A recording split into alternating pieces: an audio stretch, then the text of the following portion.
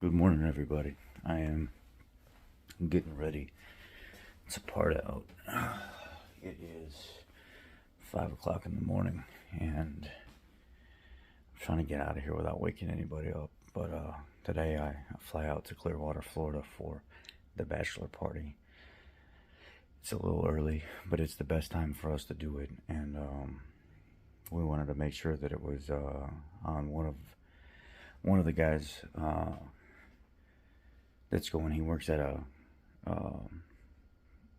federal institute, I guess you could say, where they honor federal holidays, and with Monday being I think it's a federal holiday or some kind of holiday, he gets it off, but we don't, and we were like, let's do it on a weekend where somebody would get paid and taken care of. So we covered that, and we're gonna fly out tonight, but I want to get an early start because I want to get to the shop, because I'm going to build some on my transmission before the workday starts, so I'm going to get there early. I was asked a question by one of the subscribers here on the channel about what my opinion on the whole UAW strike is, and I've covered that pretty heavily so far. But now that we've had some time pass, I'll talk about it a little bit again, but let's go outside. The question I didn't answer: has it affected my business yet? No, it has not affected my business yet. Why? Because we work on older Fords, maybe 2015, 16, and before. There's parts available for those. And we're more European based here than anything, so it's not going to directly affect us like it will other people that are working on newer vehicles like diesels and stuff like that, and they are getting hit pretty hard by not being able to get parts, and a certain way that you have to order parts now that you didn't have to before. So, well, we have a little bit tangled up here. Let's see if I can straighten some of this out. There we go. Good morning. Pledge of Allegiance. I pledge allegiance to the flag of the United States of America and to the republic for which it stands, one nation, under God, indivisible, with liberty and justice for all. Now that I've got the new gearbox and everything on this, all the fluids new, everything on the water pump and everything brand new, all the new fenders and stuff on it, I've been wanting to bring the Dodge home more because it drives extremely nice now. Very straight going down the road. So, I really enjoy driving it. Let's see here.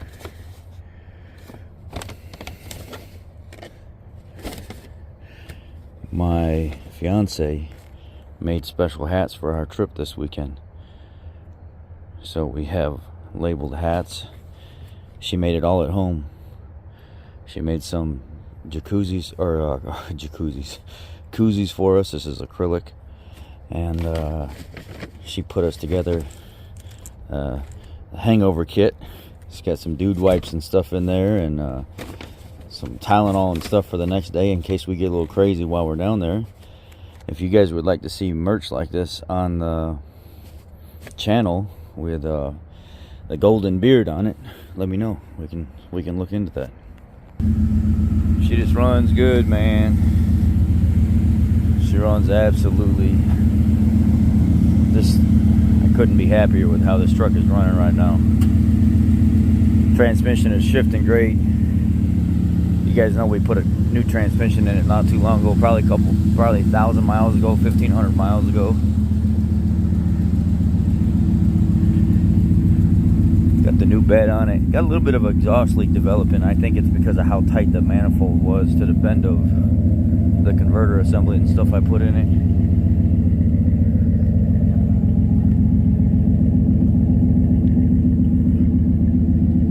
Real nice setup. I like it. She's just an old work truck, but she works real good. What do I think about the UAW strike? Coming from being union before, and I had one good experience. I was leaving a place, and the place I was leaving, it was management there that made the call. It wasn't the union. they said, out of fairness to the company and you, go ahead and leave now, but we're going to pay you for the 2-week notice that you actually gave us. So that was pretty cool. That wasn't really the union that did that. It was more the company. That was kind of the only positive union experience I had. I've had some very negative union experiences. I was working for one company where the union was in with the owners, and there was some issues with fulfilling the main tech for the class there, or the over-the-road trucks, the dump trucks. And they pulled me on board. They used me for 90 days, and then they fired me on the 90th day. And the union said, yeah, we figured that this may be a possibility, but there's nothing we can do about it because you didn't quite sign the contract, so off to the next person. Then about a year later, I hear the next guy they hired, they did the same thing to, and the union knew about it. And there was nothing that they could do. There's nothing they could do to protect the employee, and there was nothing that they could do to the employer because it's an at-will state. So I've had some pretty negative experiences in general, unfortunately, but, it is what it is. There's nothing I can do about it other than voice what I've dealt with to you guys. Look at these beautiful things. Just put them together for the Grand Marquis yesterday.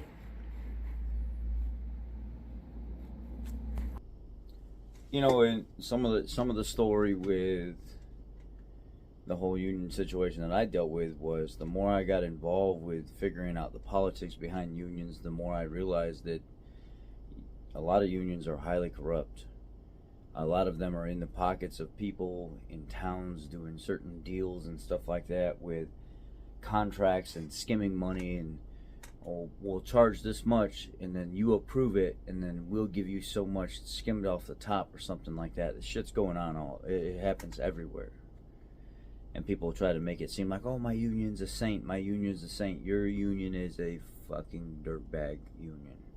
Very rarely do you find a union that doesn't have some kind of scheming going on, or that hasn't been in some kind of trouble in some point. I know they're not all like that, but a lot of them are like that.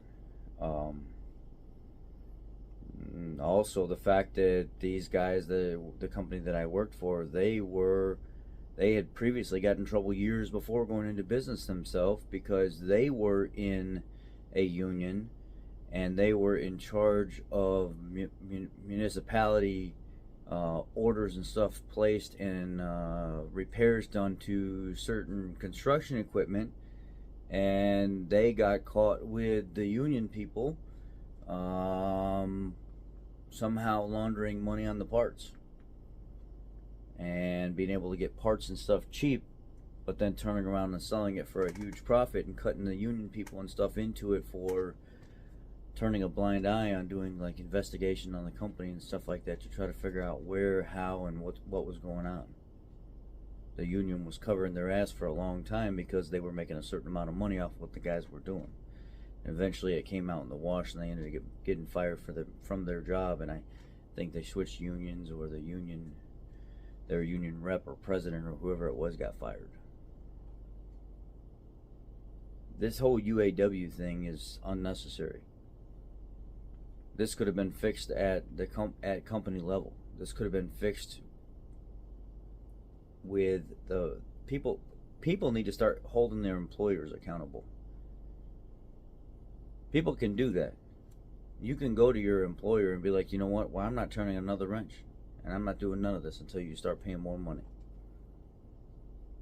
And I understand that it's going to hurt, but they would respect that more. You going to them to talking to them about about what they're doing. And I know some of you are going to be like, well, how are you supposed to do that if you don't have money like the union puts away so they can be on strike and stuff? That money runs out. And then those people, if they don't have a negotiation by then, they won't go back to work. Or the union just runs out of money and says, okay, deal with it, go back to work right now until we can put more money away, and then we'll strike again. That money runs out, and people can get replaced real fucking easy. And then they start outsourcing shit to Mexico, which a lot of the shit from Mexico now seems like it's built better than what we're dealing with here.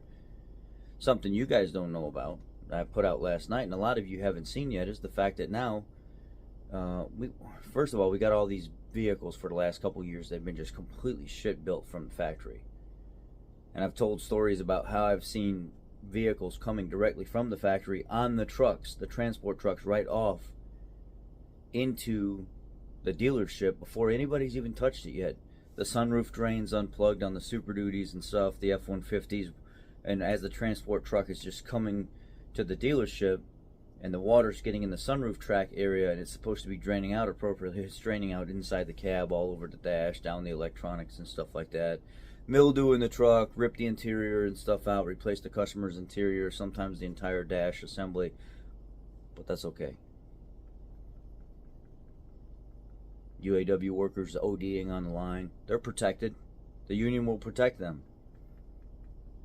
Guys getting fired from the job for drinking out in the parking lot and stuff years and years ago, but then turn around later and the union puts them right back to work. The fuck is the union good for if it's not doing its job? It's taken you since 2008 to strike for a competitive wage. And then everybody's like, well, it's a new guy now. The old guy wasn't doing his job. The new guy ain't doing his fucking job. If you think about it, what's going on right now, the 5 work days paid, but only work 4, that's a demand? That's fucking ridiculous. Who in their right mind ever thought that I should get paid for an extra day of working because I deserve it? And you know what? I know people are sensitive to Juneteenth and stuff like that, but nobody fucking talked about Juneteenth until a few years ago when this woke shit started, and now it's a fucking recognized holiday that people want to be paid for. They want Juneteenth day off paid for because it was never a holiday.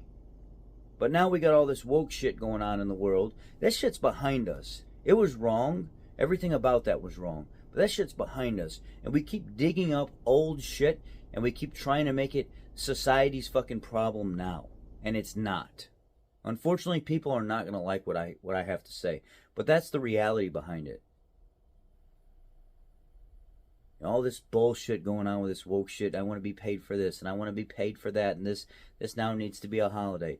Fuck that.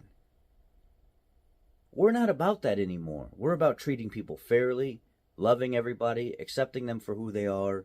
We're not a part of whatever the fuck happened 100 years ago or 150 years ago. That shit was then and this is now. Why can't we just live like normal fucking people and not celebrate something that's not going on to anybody fucking today? Anyway, I'll move on from that. So yeah, there's a lot of bullshit going on. And while the shareholders continue to get more money and more money, $7.1 trillion on the backs of the workers that are there, because it's the company's job to provide that for the shareholders, the CEOs and the executives continue to get more money. Well, why are they getting such massive fucking millions of dollars in raises, but the employees ain't getting anything? It's not a community problem outside of the UAW. It's their problem. They should be fixing this, or these people should leave and go get better jobs. I started talking about this on TikTok pretty heavily. My videos travel a lot further in a shorter amount of time than, for instance, last night I put out that Power Stroke video where they're supplying 2023 for backorder 2020 to 2022 6.7 Power Stroke engine plants. The engine, the whole assembly. And when they're showing up, the oil cooler and assembly and stuff is not even there. And they're trying to take a 23 and adapt it to a 20 to 22, but the parts aren't available for it, or weren't available. They could be now. But the guys are like, why are you supplying us 23s for 20 to 22s? You don't even have anything for us to figure out how we're going to adapt and make this work. And then they're starting, then the flywheel holes are not tapped far enough into the the crank, so the bolts are going in, but they're sticking out so far, so they back out, and then the flywheel comes loose inside the housing, damages the back of the engine and the transmission. So now Ford's fix for that is, let's go ahead and drill and tap those out even more, or just shove a fucking bolt in it, because some of the techs are just drilling it. Hopefully they don't kick the damn drill bit sideways. We all make mistakes and ruin the threads, and now you need a damn engine or a new crankshaft. I mean, they've been doing shit like this and hiding shit like this for years, right? The quality of shit that's going on is just absolutely horrendous. But even at that, it seems like the fucking Mexico build shit is a lot better than the shit here in the United States. So we want all these raises and we want this pat on the back and these days off and shit like that. Yet we don't want to put out a better quality product. The consumer ends up paying for it down the road. We don't want to give them a better vehicle and they're paying more money for it. And then the workers want more money, but they're doing shit work on the line. So unions don't do anything but fucking enable lazy people. And I'm sorry. There are some great union workers out there, but I'm not talking about y'all. Y'all got to get out of your feelings with this and understand what I'm saying. The unions protect lazy fucking people. And they enable people to be lazy. They want dumb people working for them to keep paying those fucking dues all the time instead of trying to go source out a company, let's just say like Dundee Ford, where I worked.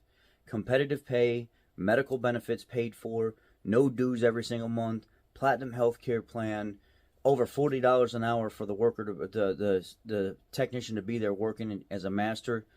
The freaking semi or apprentice or whatever was making $30 an hour. But there wasn't all this other shit going on. There's companies out there that will hire you that are non-union and actually take care of you. And if you don't like it, you go somewhere else, you find a different job. That's the fucking reality of the world. But unions anymore seem like they're just fucking garbage. And if you look at the UAW as a whole, every 5 years they're in the fucking tabloids for extortion and some 70-year-old going to fucking prison. They ain't no saint. And there ain't nobody to stick up for. So, you want my opinion on it? There it is. I think it's bullshit. I think the workers need to be paid, for sure. But all this UAW involvement shit, and this new president being hailed as the fucking guy that, I mean, you're asking for a lot. A 40% increase in pay over 4 years. That's a lot in 4 years. 5 work days, but 5 work days paid, but only work 4. 3 extra holidays a year that normally aren't holidays that are paid for? What the fuck? I mean, people are asking for a lot. And they're downplaying it like, oh, that's not that much in 4 years, or they're just making up since 2008. That ain't making up since 2008. There's a lot of these places that were actually paying competitive that people are making good money. I mean, I talked to the people here at the Chicago plant, and they're like, man, I make good money. I'm pretty happy. And they ain't the top dogs on totem pole. And I understand that there should be more of an increase than what there is, but let's fucking call a spade, people. That's my thoughts. And let me not say any more before the fucking cancel culture comes out and everything else, and they're laying a bunch of diarrhea in the comment section, which it'll happen anyway, and I'm not going to respond to the comments. I'll just let them talk. But that's my thoughts. Go find a job where you don't have to worry about a damn union, where somebody's going to actually take care of you. And yeah, it might be a little tough, but do the work. If you want it, you'll find it. Y'all be blessed. Have a great day.